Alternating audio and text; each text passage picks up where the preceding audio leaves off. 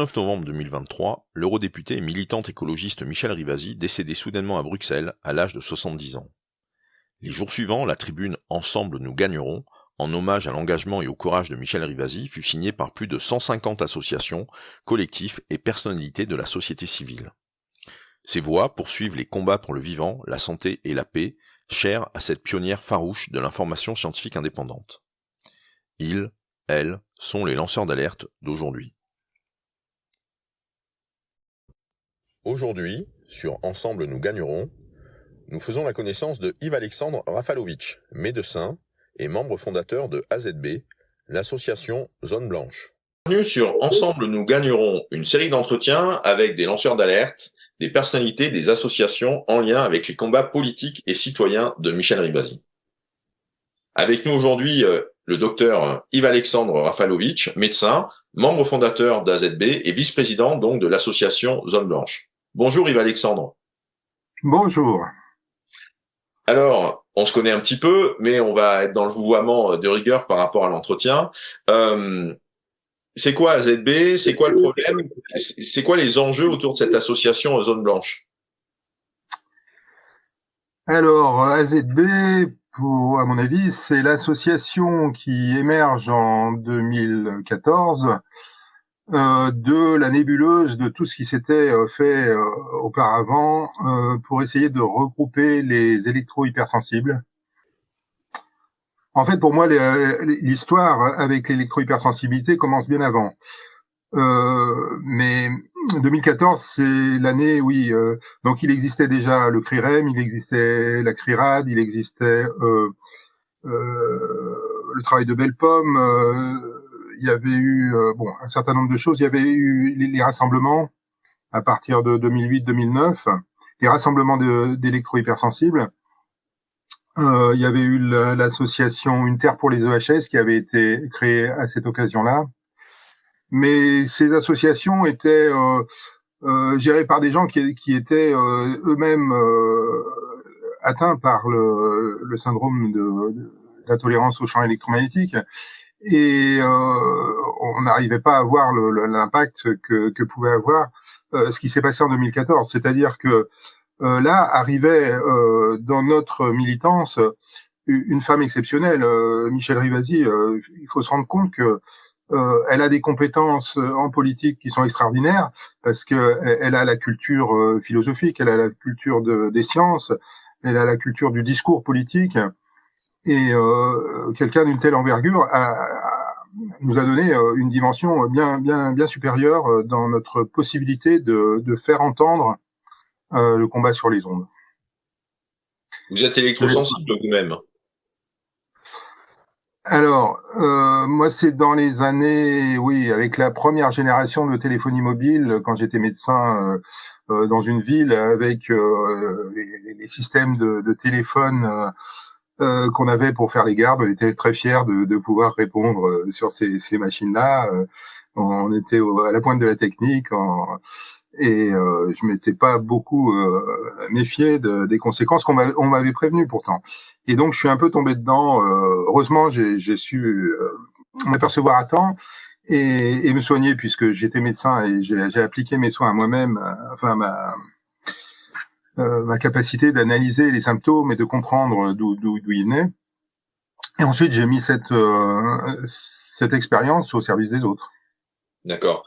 Alors vous-même, on a commencé un petit peu à en parler, puisque AZB, Michèle Rivasi, c'est quand même c'est la présidente fondatrice d'AZB. Elle a été à l'initiative de cette association qui a fêté son 10e anniversaire en 2024. J'ai moi-même pris la suite de Michèle Rivasi à la présidence d'AZB depuis sa disparition. Le conseil d'administration, en tout cas de l'association, m'a proposé de me faire confiance. Et donc vous-même, par rapport à Michèle, comment avez-vous fait connaissance avec elle et en travaillant sur quel dossier ou sur quelle action militante? Alors, on va revenir à l'année 2005. 2005, c'est l'année de la création du CRIREM. Alors, on rappelle qu'elle avait déjà, en 86, participé à la création de la CRIRAD. Et donc, AZB est la troisième grosse association dont elle fait partie des fondateurs. à ma connaissance.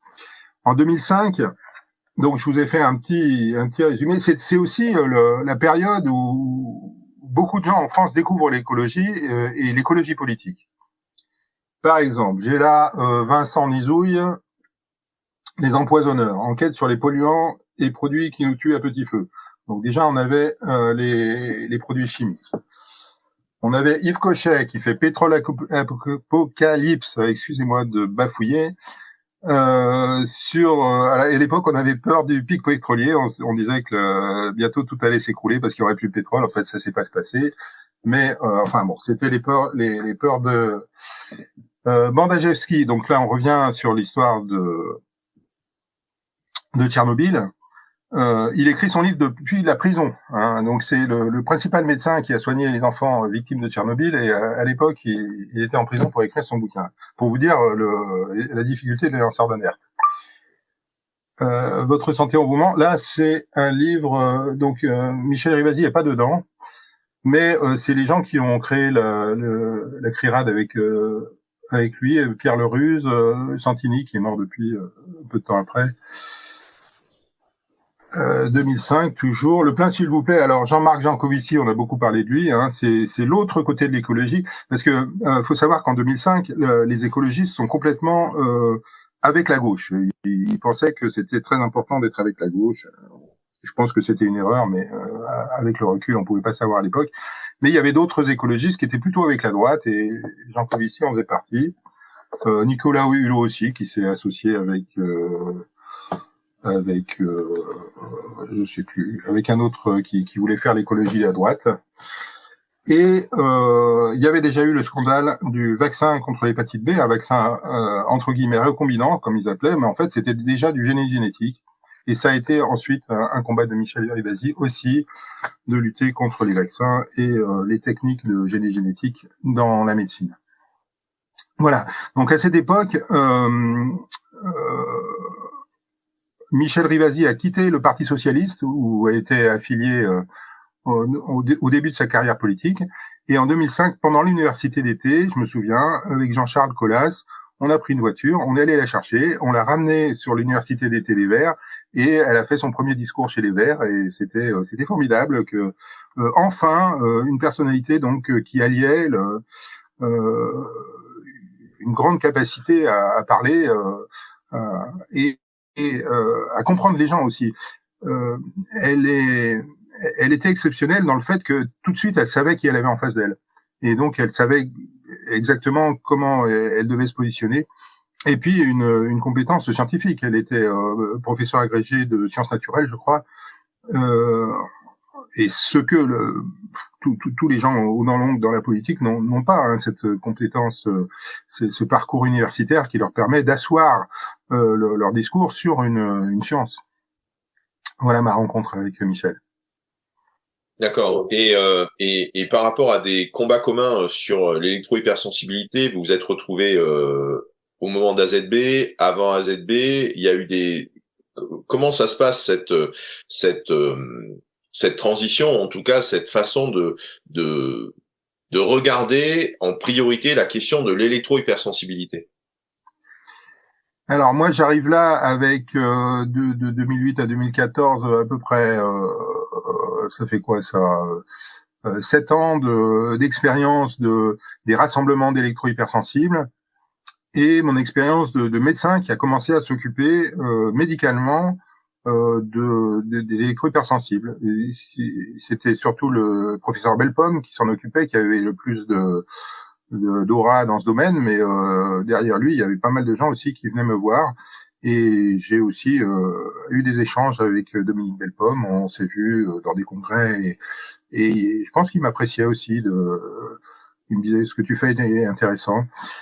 Et donc je venais avec voilà cette compétence-là sur l'histoire des rassemblements de l'HS parce que donc j'aidais les électro-hypersensibles à la fois d'un point de vue médical quand ils venaient me voir en cabinet, mais aussi en organisant des rencontres, des moments où on choisissait une zone blanche et on disait bah, venez tous à cet endroit, on va échanger, on va passer une semaine ensemble ou un week-end. c'est comme ça qu'on a fait le terreau sur lequel a pu pousser cette association AZB. D'accord. Et Michel Rivasi me faisait confiance sur les questions médicales. Et donc, j'ai pris la vice-présidence sur les questions médico-scientifiques. Et donc, j'ai créé cette antenne d'AZB qui est sur ce domaine-là, à côté des autres domaines qui est l'habitat, le soutien aux personnes, enfin bon, les autres choses, le projet d'Urbon. Alors ça, il faudrait qu'on en parle longtemps, mais AZB a été longtemps dans une tentative de créer une grande zone blanche où on pourrait accueillir beaucoup de monde. Et ça a duré jusqu'à il y a 2 ans. Et finalement, voilà, en politique et quand on est lanceur d'alerte, quand on est sur des thèmes comme ça, les ennemis, ils arrivent tout seuls, enfin les adversaires, et ils sont puissants. Et on ne sait jamais d'où va venir le moment où ça va s'arrêter. Et en fait, c'était miné dès le départ parce que le maire, enfin, quand on avait commencé le projet, on avait un maire qui nous était favorable, qui était Jean-Claude Gast. Et ensuite, à l'élection suivante, est arrivé un gars qui était du CEA et avec qui ça a été complètement impossible, quoi. Il avait les soutiens pour nous dire non, votre projet. Enfin bon, ça a pas pu se faire. Sans soutien d'élus municipaux, c'est très compliqué de pouvoir faire émerger un habitat qui va être adapté aux besoins des électro-hypersensibles. Oui, mais enfin bon, il était particulièrement. Enfin, le CA, c'était déjà l'adversaire de la cause du nucléaire depuis des années. Donc, il était bien formé pour nous faire obstacle. Et tout à l'heure, vous l'avez un petit peu évoqué. Donc, on a au sein d'AZB, il y a 2 comités techniques, il y a 2 groupes de travail. Il y a un groupe de travail habitat, le COMET, et un groupe de travail plutôt sanitaire, santé, qui est le COMES, dont vous êtes le coordinateur et le responsable. Est-ce que vous pouvez nous donner un peu plus de détails sur le fonctionnement du COMES? Alors ça aussi, ça s'est créé un petit peu en miroir avec ce que faisaient les autorités sanitaires du pays, qui avaient créé, par exemple, l'ANSES avait son comité radiofréquence où elle invite des médecins, des gens de la société civile. Mais bon, les invite, elle les corrompt aussi, c'est-à-dire que ils sont pas indépendants. Donc c'est un peu dans la même ligne que ce que faisait Michel Rivasi avec les 2 autres associations. C'est créer un pôle scientifique qui puisse faire contrepoids à, disons, la puissance de propagande de l'État allié au lobby. Alors comment on a fait? On a recruté tous les gens qu'on connaissait un petit peu dans la santé environnement, dans une opinion sur les champs électromagnétiques et la santé, qui soit pas qui cherche l'indépendance et qui cherche à ne pas s'aligner sur les positions parce qu'on voit bien quand avec les consignes officielles, ça soigne pas du tout les gens. Les électrosensibles vous diront quand on va dans les consultations hospitalières, on n'est pas compris, on n'est pas entendu. Il fallait qu'on forme des médecins à vraiment s'intéresser avec compassion, avec ce que peut faire la médecine quand elle est bien faite, écouter les gens, les croire, essayer de les soutenir, de les soigner. L'hôpital ne sait pas le faire. J'affirme qu'elle ne sait pas le faire, qu'elle le fait mal, parce que elle part d'une idée fausse. Elle part de l'idée que c'est pas possible que les champs électromagnétiques aient un effet sur la santé. Et donc, si on part de cette idée-là, si on met cette idée-là dans la tête des médecins, ils peuvent pas être des soignants efficaces. Alors, est-ce que vous avez évoqué que vous-même vous avez eu des symptômes, vous avez été en mesure de les identifier, en tout cas de les détecter, de les repérer, de les diagnostiquer, de les analyser. Donc, c'est quoi être électro-hypersensible?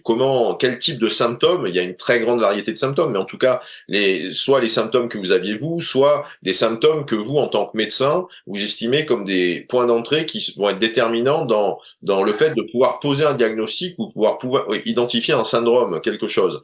Est-ce que vous pouvez un peu nous présenter à quoi ressemble l'électrosensibilité du point de vue du médecin, justement, du corps médical? Ah. Vaste question. D'abord, comme je l'ai dit, il faut croire les gens. C'est-à-dire que quand quelqu'un vous dit je souffre, vous pouvez pas, en tant que médecin, lui dire non, non, mais ce que vous me racontez, c'est pas ça, vous êtes complètement dans l'erreur. Bon. Donc quand ils vous disent c'est en présence de champs électromagnétiques que j'ai les symptômes qui apparaissent, c'est vrai. Enfin, il faut partir de l'a priori que c'est vrai. Et à partir de là, ça remet en cause beaucoup de choses. Donc l'électro-hypersensibilité, c'est tout simplement le fait que, alors, d'abord, les champs électromagnétiques, ça a un impact sur tout ce qui est vivant. Mais ça, c'est une évidence. La recherche le dit. Ça peut être des plantes, ça peut être des animaux, des souris, des vers, des bactéries. Enfin bon, à tous les niveaux du vivant, les cellules, les organismes entiers, les populations de fourmis. Enfin, tout réagit aux champs électromagnétiques artificiels. Mais les gens ne le sentent pas. Donc il y a cette contradiction. Vous exprimez des choses que moi, en tant que personne non électrosensible, ça n'existe pas. C'est comme être devant quelqu'un qui est délirant, qui vous explique, qui voit des gens lui parler. Et, vous avez l'impression qu'il est dans un délire. Ben non. Il faut admettre au départ l'idée que y a des gens qui sentent les champs électromagnétiques et d'autres qui les sentent pas. Et c'est pas parce que vous les sentez pas que vous pouvez vous permettre de dire à ceux qui les sentent ce que tu ressens n'existe pas. Bon, alors, si on a déjà passé ce premier stade, après, il faut avoir une démarche médicale normale, celle qu'on a pour tout le monde. Décrivez-moi vos symptômes, comment ça commence, comment ça continue, qu'est-ce qui se passe, combien de temps ça dure, et si vous restez exposé, qu'est-ce qui se passe ensuite, si vous arrêtez l'exposition, qu'est-ce qui se passe ensuite. Et là, on arrive à avoir une description clinique tout à fait classique d'une maladie avec ses symptômes, l'évolution des symptômes, qu'est-ce qui les diminue, qu'est-ce qui les augmente, et voilà. Et, enfin bon, si on passe cet obstacle idéologique, la démarche médicale est tout à fait classique. D'accord. Et par rapport à des personnes qui justement ne perçoivent pas ou ne se représentent pas la chose, comment ça se présente l'électro-hypersensibilité? Qu'est-ce que les électro-hypersensibles vont décrire en général au niveau de la gamme de la gamme de symptômes qui peuvent décrire en termes de tableau clinique. On a l'ANSES par exemple, l'Agence nationale sur tout ce qui est santé environnement et alimentaire, qui dans un rapport de 2018 disait qu'il y avait à peu près 5 ou 6% de la population en France qui était estimée comme étant électro-hypersensible. Ils sont obligés d'admettre que le phénomène existe. Après, ils refusent d'admettre que la cause est le rayonnement électromagnétique artificiel. Alors, oui, c'est des gens qui arrivent en disant docteur, je peux plus rien faire dans la société, je peux plus aller dans un magasin, je peux plus monter dans une voiture, je peux plus monter dans un train, je peux plus m'approcher d'un transformateur, je peux plus m'approcher de ma cuisinière électrique parce que à chaque fois que j'essaye de faire des choses comme ça, j'ai des symptômes qui apparaissent. Ça peut être des maux de tête, ça peut être des vertiges, ça peut être des pertes de tonus musculaire, des gens qui tombent. Ça peut être du flou mental. Ça, c'est très bien décrit. C'est pratiquement, c'est ce qui est le plus handicapant, je crois. On appelle ça le brouillard mental, c'est-à-dire que les idées se brouillent, la pensée n'est plus fluide. Des fois, on perd les mots, on ne se souvient plus de ce qui s'est passé il y a 5 minutes. On devient comme un Alzheimer tout d'un coup, avec plus de repères. Les gens se mettent à pleurer ou à avoir des crises de nerfs ou à dire mais qu'est-ce qui se passe, mon cerveau ne fonctionne plus. D'accord. Il y a des études alors, on a d'un côté, j'entends bien que le principal problème, c'est donc on pourrait dire le déni par rapport à ces phénomènes ou à ce vécu, et presque une forme de désinformation dans le fait qu'il y a donc une controverse scientifique, une controverse médicale je me souviens d'études qui ont été publiées au début, dans les années 2000-2005, par exemple, qui venaient dire que c'était psychologique, psychosomatique, c'était des tests d'exposition, enfin de provocation qui étaient menés en Grande-Bretagne ou dans d'autres pays et qui venaient conclure que c'était purement imaginaire, hein, comme problème. Oui. Et puis, en fait, on voit aussi que il y en avait déjà auparavant, mais en tout cas depuis 2015, on a de plus en plus d'études.